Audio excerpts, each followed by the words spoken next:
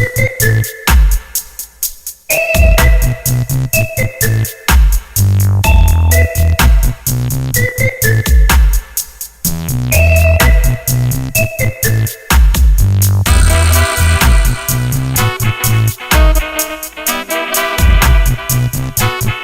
going on, everybody? I am live here with Gustin, and we just wanted to get on here and give everybody some knowledge about storytelling. I know he does a lot as far as storytelling. He does funnels. He does, I guess, he creates amazing offers and everything. But I just kind of wanted to get on here and let everybody know that just let him give you some information about storytelling. I think he's been in the business for about 2 years now. So, if anybody that's joining us now, hashtag live if you're on live, and hashtag replay if you were on replay. I guess just to get everything, started. I guess I was looking at your page yesterday and noticed that you had, I guess it was a specific quote, about your why. And, you said, I guess one morning your wife, I guess left you a note that said, "So grateful that we're allowed to be home, thanks to you." So, could you tell us, a little bit about that as far as your why and everything, and just, help everybody else understand why they need a why? Yeah, man. Well, first of all, thanks for having me. Super excited to be here. I always think that the why is very important. And the reason to that is because first of all, so many entrepreneurs get into the game just for the money. And then they wonder why it's not working. And like, it took me 8 months to get my first client. And so during that time, I had to have a strong why. I had to have something deeper than myself and something bigger than myself, because if not, I would just gone back to a job, gone back to something safe. But that why pushed me when we almost ended up homeless, when we couldn't pay the bills, when we couldn't pay the rent, stuff like that. So the why always pushed me to find a way, even if it took me a long time. But as I did that, I also grew stronger. So now when I face difficulties and now when I face different stuff, I know it's a part of the game. I know it's going to be there, but I don't see it as a struggle. I see it as a building block. I see it as a part of who I'm becoming. And I think that's aligned with my why is the person I'm becoming. I know, like, the only reason I'm not where I want to be yet is because I'm not that person yet. Like, if I was if I had $1 billion business, I couldn't handle it because I'm not that person yet. So I think, yeah, it's also one of the reasons why I say you should always work on yourself first, because that way you're prepared for the success that you'll have in the future. That's good. That's good that you say that. And then I wrote down something as far as, because you see, I guess, a lot of people talking about, or a lot of gurus talking about how they, scaled their agency so quickly. And, they got, so many clients within a certain amount of time. But, you heard it from Gustin here, who just said, it took him 8 months to get his first client. So, that's the importance of having a why, because after that, like, it's pretty much copy paste or like duplication after that. So once you have a client, and I did it the wrong way. So there's the wrong way to do it, and then there's the right way to do it. I did it the wrong way, and it took me 8 months to get one client. But then as soon as I got a client, I could just duplicate that process and get more clients. So I think for everybody who's struggling right now and they're just getting started, I think, one, they should pick a niche. That's one thing I did. Like, one of the mistakes that I did was just going and trying to help everybody. And that put me in a position of like a generalist, not a specialist. So if you can pick a niche and become really good at helping those people within that niche, now you can, for example, let's say that you help restaurants, just to take an example, and you become, like, you give them a result. Say you get them 30 new leads every week or something, whatever. Now you can create a case study of that and give that to other restaurant owners. And now you become that person who's like the go-to guy, the big fish in a small pond, compared to just being the guy who's doing like graphic design, video, photo, website, funnels, Facebook ads, Instagram link. Like, they're doing everything for everybody. And that means they're not a specialist at anything. They're just a generalist for everybody. Yeah, that's interesting. Yeah, and Specialist versus a generalist. So yeah, you know, a lot of people, especially when they're first getting into the arena. I mean, I'm kind of the same way even right now. You know, just what niche do you go after? A lot of people have a hard time going after or niching down, so they say, just picking one particular niche, because I guess they see the need. I mean, obviously every business needs this, but I mean, just as Gustin said, you need to niche down. And actually, I just wanted him to go over, I guess, storytelling and everything, because I mean, I heard, Ty Lopez is big on this as far as, developing a story for not just your own business and your own agency, but, for your clients as well. So, I mean, I guess, what are some practical things that we can do as far as, just to develop a story just around a certain brand? Because actually, I was talking to a guy, I guess, the other day. We're actually thinking about going after, a few restaurants as far as partnership and everything. But he had I did too, had a hard time as far as just restaurants and everything. How can you develop a story, for a restaurant? I mean, I don't know which niche or anything like that you're in, but I mean, do you have any ideas for that? Or so right now I'm in the niche of coaches and consultants. So I'll switch to that niche because I always follow my passion, and I'm really passionate working with people, not just corporations. Like I want to be like more one-on-one and see an individual come from zero and grow. But yeah, so that's my niche right now, and that's pretty much like lead generation and clients. But and that's, like I said, like when you work with coaches and consultants, that's like building a personal brand. So I work with their storyline, like their backstory, their background, their epiphany moment, the struggles, the ups and downs, and everything that like led them to the person that they are today, and leveraging that to build a brand that then builds connection with their audience so that they can get clients, especially inbound clients. So we focus a lot on that. But you're asking, like, how can a restaurant owner use storytelling in their business, right? Yes. Yeah. So there's many ways to use storytelling. For an example, let's say that you're hosting an event. So, or whatever, like I'm just taking an example of my, like on top of my mind, but say you're hosting an event, or you're doing like, what's the wrong way of doing that? What's the way that most people are doing it? It's just like putting it out there, or it's kind of like launching a course. So I'm like, hey, I just launched this course. It's amazing. And just talking about the features and benefits. It's 20% off for its first 10 people. It's really good. It's going to help you with X, Y, and Z. And they're listing the stack, and that's it. And then crickets. Because nobody has a connection to why you're doing what you're doing. They just know the benefit, and everybody has benefits and focus on quality. Yeah, we're better than everybody else. So even for a restaurant, if everybody goes and like, yeah, our food is the best and our price is the lowest, and they just focus on benefits and features, they're no different than anybody else. But as soon as you put a face behind the business and you use stories, for example, we did an example with one of our local clients here, and we took professional photos of the thing that they're doing versus the person behind, the people behind the things that they're doing.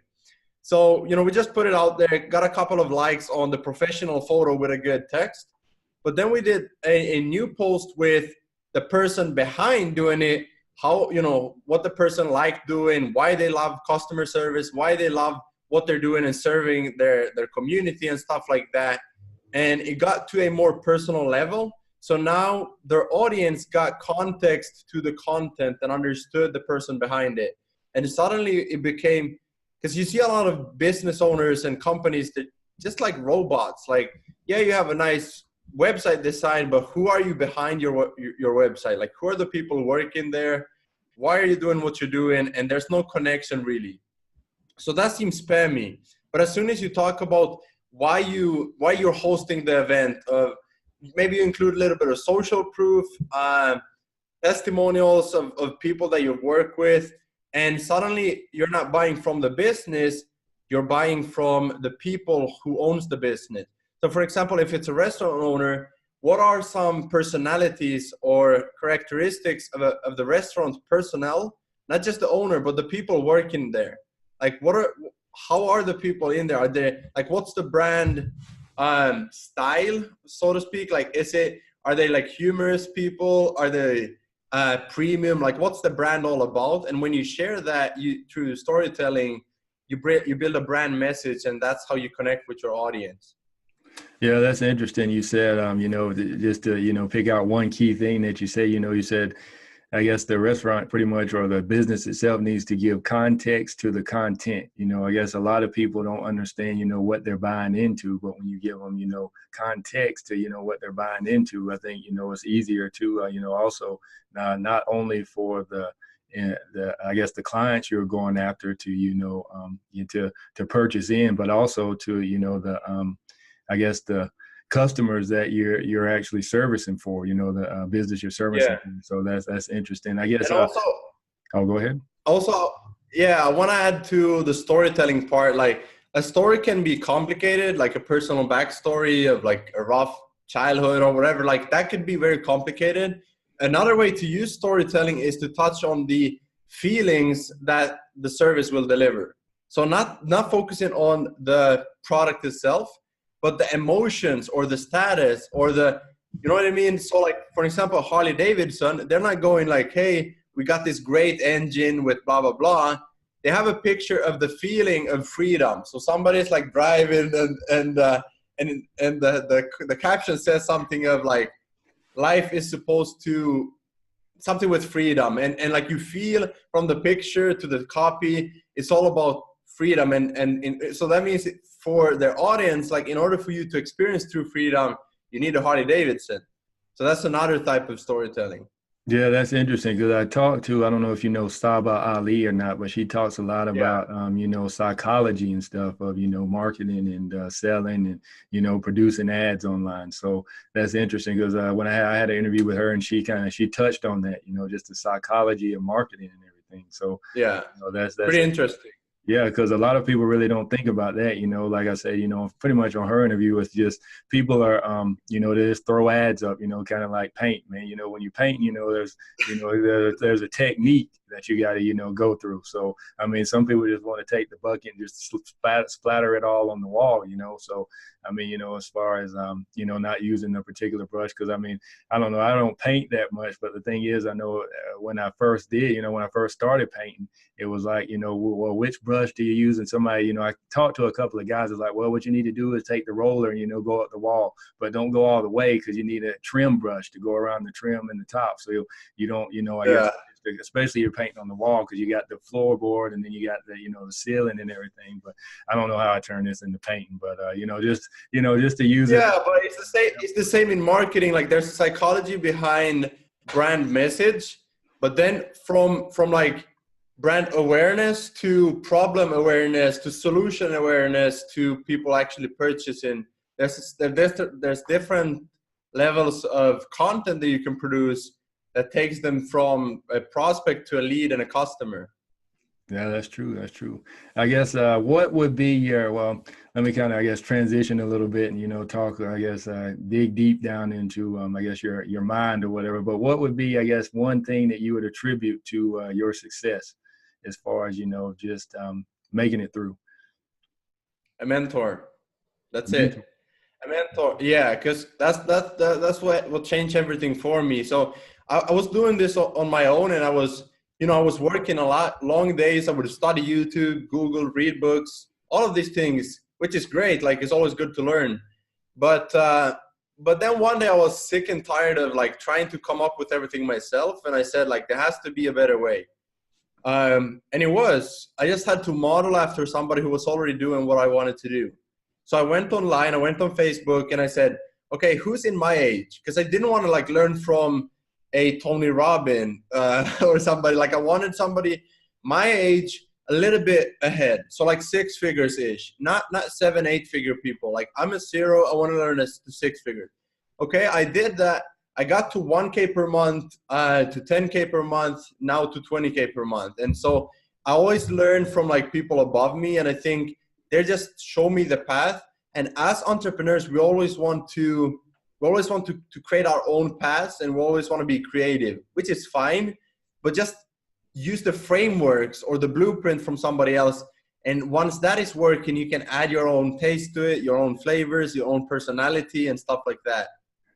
Yeah, I'm smiling because I just read a book, Still Like an Artist, and it's pretty much the basis of the book is pretty much you just look at other people's content and then just put it into, their other words. Because the guy that wrote the book, he's actually an artist, and he said, what makes an artist original is the fact that they take different things from a lot of people and they make it their own. So that's interesting that you say that, because I know a lot of entrepreneurs, I guess. Somebody told me, one of my mentors actually told me, I have several mentors as well. So one of them told me, a lot of people don't, a lot of people don't start because they don't know, they're scared about, creating new content. But the thing is, I don't know if you're a follower of the Bible or not, but I know a lot of people know the Bible, so they know quotes in the Bible. But the thing is, the Bible talks about there's nothing new under the sun.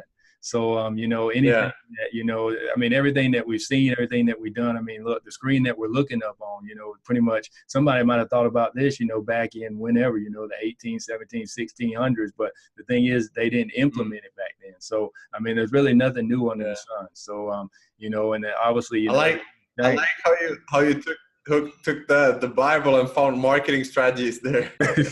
Oh, actually, some people use the Bible as a marketing strategy. So, well, I won't go into that, but that'll be kind of controversial. But yeah, let's see. Yeah, so I guess what is one thing that I guess you would say that most entrepreneurs see you doing that they would not do? As far as how do you go outside of the lines? What do you think that one particular thing or several things that you do that a lot of other entrepreneurs don't do, and some entrepreneurs would actually find the fact that you're doing it, just inappropriate or not right, or they don't agree with it? Well, one of the things is 2017, I had 4 days off. So one of the days I had off was when we got our first baby. We only have one, but it was our first baby.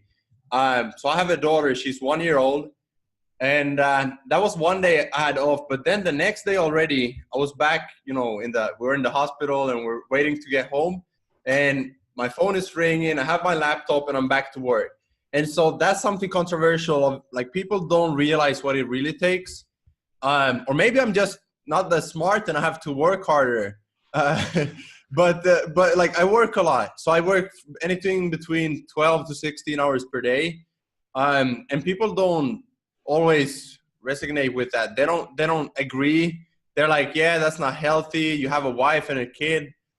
Like, I get it. But at the same time, if you have ambitions, like if you have goals, you have to prioritize. Like, you always have to give up some, like there's, for example, there's books and videos and stuff about having it all, which is completely false. You can have it all. Like, you cannot have it all. You have to give up things and you have to sacrifice things. And it's up to you to choose what you want to sacrifice. Because if you never sacrifice anything, then what you want will become the sacrifice. So I think for me, I sacrifice a lot of time with my family, with my friends. I sacrifice traveling. Like, I see an event in the US and I'm like, that would be cool, but it would take me a week. So it would take me 2 days to travel there, and then 2 days at the event, 2 days back. And then I have jet lag because I'm from Finland and stuff like that. So I'm like, I have to sacrifice things like that to be productive in my own business. And that's just because my ambitions are that big that I need to be focused, like laser focused on one thing and not doing all these different things. Another thing that I think most people do is having shiny object syndrome. So I think, again, if you can not look at what everybody else is doing, and if you can produce more content than you're consuming, you don't have to worry about what everybody else is doing. And I think, yeah, that's helped me also be productive and be focused on what I need to do. Yeah, you're dropping some key points on here. I mean, if you guys are agreeing with this, whoever's on, I know Devin hopped on with us. What's going on, Devin? And I just wanted to, I mean, he's dropping some, key knowledge here as far as, sacrifices. Like, look, he said, you're going to have to sacrifice some kind of way. A lot of people don't think about that. A lot of people say, well, I'm just going to, continue to live my normal life, go to my 9-to-5 job, not try to, develop a business or start a business or anything. And, the fact is, they're sacrificing their time pretty much just like, you're saying now, sacrificing your time. So, I mean, either you're going to sacrifice, in the fact that you're going to lose time with your family, or, you're going to sacrifice in the fact that it's going to be hard. Cause I mean, not every day, especially being an entrepreneur, going against the grain, going against the mold, going against the current is not, it's not always, bright and, dandy and happy and everything. Because I mean, you heard Gustin say right now, you heard him say at the beginning of the interview, it took him 8 months to get his client. And a lot of y'all are complaining and saying it's like, but you got to understand the process. You got to get through the process. And I mean, that's just interesting you said that. And then I wanted to touch on another point, kind of like, I guess we're kind of going segment by segment, but I want to jump back to the other segment because I wrote it down, but then, we kind of transitioned a little bit. But you talked about mentors and just having mentors. I mean, the thing is, there's only certain things that you can do on your own, because you heard Gustin say, he was trying to, do a lot of it on his own. He said he was doing everything he needed to do as far as the training. He was reading books, but nothing was really, happening. So sometimes you have to, well, I know somebody once said, some things can't be taught, like in a classroom, but some things only can be caught. So, the way that you catch stuff is, just by, hanging around or seeing other people doing it. So, I mean, I don't know, how do you pick your mentors, Gustin, as far as, who do you go out and look at and say, well, I think I want this guy to, be my lady. Yeah, good question. Yeah, great question. So I pick my mentors as, like, I ask myself a question, right? I ask myself, like, would I want to switch place with that person? Would I want to live that sort of lifestyle? So even if, let's say I want to launch a course, right? Or a coaching program, and I have 2 different coaches. One of them is living a life where, he's just partying and he's promoting his business through a party lifestyle and selling the party dream, like, lifestyle. And then we have a coach who's actually working, he's spending time in the business, crafting his product and, like, really perfecting it. And he's always focused on becoming better. Like, he's always going to events, learning from his mentors and stuff. And always, and then I go, like, which one would I rather learn from? They're selling the same thing, but which one would I rather learn from, and which one would I switch place with? So again, that just proves that's just proof that storytelling is key in your business. So because they are telling stories, whether that's through written photos or videos, they're telling stories about their life. And so because they're doing that, I can relate to them, to one or the other. And that's how I pick my mentors. That's a good point. So I guess we kind of want to transition down. I don't know. Some people think this is a hard question. This will actually be the last question that I ask you. But I don't know. Some people think this is a hard question. I think, just kind of a laid back question. But if you were to have, if you were given the opportunity to have one superpower, what superpower would you choose and why? So if I was allowed to have one superpower, which one would it be and why? Yeah.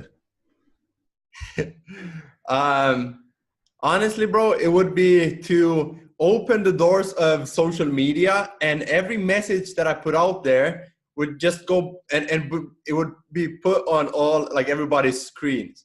Because the reason why I do everything I do is it's not just marketing or making money or building a business. Like, I have a deeper why, which is improving the quality of mankind. So I want to inspire people. I want to educate people. And I want to free them from for an example, I think freedom, like true freedom, comes not from just making a lot of money, but actually being able to go and not care about what anyone thinks of you. So, like, if you want to start a business, not just because a lot of people, like, okay, I'm going to start my business. The first thought that they have is, what are my parents going to say? What are my friends going to say? What are they going to think of me? And some people even have people come up to them and be like, yo, you think you're special? You think you're different? Like, why do you think you can do this? You have no degree. Like, I'm a college dropout too. So I get it. Like a lot of people would ask me, like, why did you have 15 different jobs at the age of 21? Like, why did you drop out of school? Like, maybe you should get your life together. Maybe you should just get a job. Maybe you should just quit and go back to your job.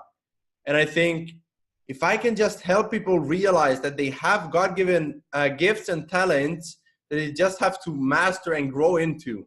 It's not just about studying and learning. It's about growing into that person that is going to be able to have that sort of business or lifestyle. So I just, like, my superpower would be breaking through all of the social media and digital, the atmosphere out there, and just being able to put my posts and my messages. I want to reform the educational system. I want it to be more problem and solution oriented, not so much information and theory. Yeah, that's good. You said that. I guess you pretty much just want to, have a superpower to break through the algorithm of no matter what platform it is, and just, just pretty much bypass it and let your information go viral every time you go online. So that's a Yeah, good bro. point. That would be. I would have 2 billion impressions per day, bro. Yeah, that's pretty much unheard of. That's more than a lot of people have. So yeah, but I guess what's the best? What do you say?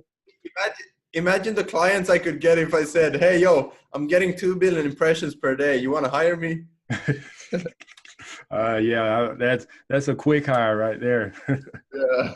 But yeah. So Justin, Gustin, what's the best way to for people to reach out to you? I mean, you can send me a link in the box, and I'll just come in and put it down. But if you want to mention it now, that way people can actually those visual audio people. So. Yeah. So the best way to reach me is, so I think my friend request limit has been full for a while, so that's already at 5,000. But you can follow me. So go to my profile and try to friend request me. That will follow me, and once I clean that up more, always delete the inactive friends, and then we can connect. I always like to connect with like-minded people like you guys in this group, and Mike as well. So that's one way, and then the other way is joining my Facebook group called Personal Branding for Entrepreneurs.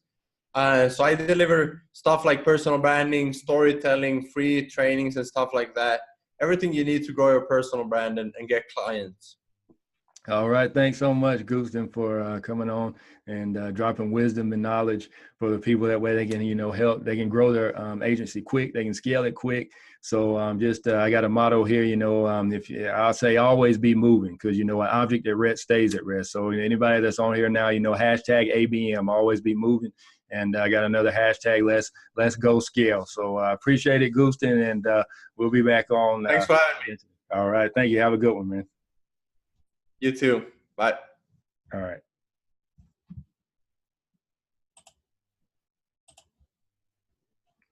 All right. Appreciate it, man. I guess what's the easiest way? Actually, you can the links and everything you can send me in your send me in Messenger. And actually what I've been doing is I've been link tracking. Are you still on? Hello? Oh.